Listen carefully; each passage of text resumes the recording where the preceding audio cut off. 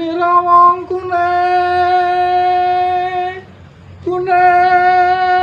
ira kuninge dhewe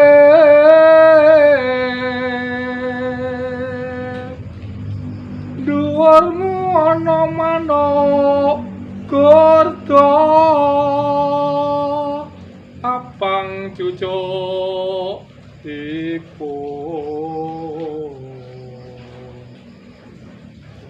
kuning aji nira wong kuning ana wong tetembangan nira Kanendra kacane wong kuning panjenengan nika sinten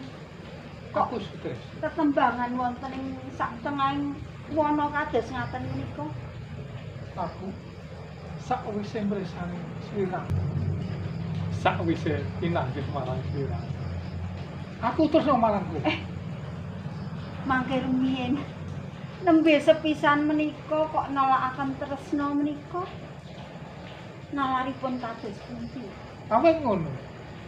sak lebete ana pangimpen sliramu wis ngladeni marang aku wonten alam pangimpen to iya kamangka pangimpen menika benten kalian kasunyatan menawi kasunyatan menika mbetahaken pangupakara jiwa ingkang lembut serta endhek satemah ati loro dadi siji menawi impen menika namung kembanging wong turu ngaten menika bener apa sing diatur nanging ana tetembung jeneng wong mimpi niku Gandayane Puspa Tajem sing jenenge wong mimpi ngono nek kuwi lemawan sare kuwi sore ming nglindur utawa mung ketutu nanging wis gagat rahina tegesipun menika gagat rahina Puspa Tajem yen ala bakal nemu yen becik bakal kasunyatan nanging kula menika mboten tresna kalian panjenengan tegesipun mboten saged lelati pinangka garwa ngaten menika yo senajan ora tresna marang aku yo ming sak kedheping neta sak sising bawah kaya ngapa sliramu ngladeni marang aku mboten saged katresnan menika inggih to tuwa saking prentuling ati kang suci tresna menika mboten saged dipun peksa kula mboten tresna kalian panjenengan kathah wanita sanes ingkang purun lelati dados garwa panjenengan gegarane wong ami badhe menapa to panjenengan menika Tutu pandatutu Ampun ngaten menika lho. Among ate pawitane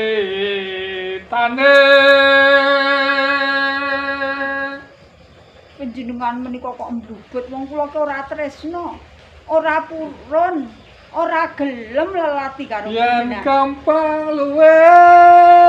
gampang senajan kandamu kaya dene betet sewu paribasane ning atiku puguh paribasan sak kejane ora tresna ya angake langko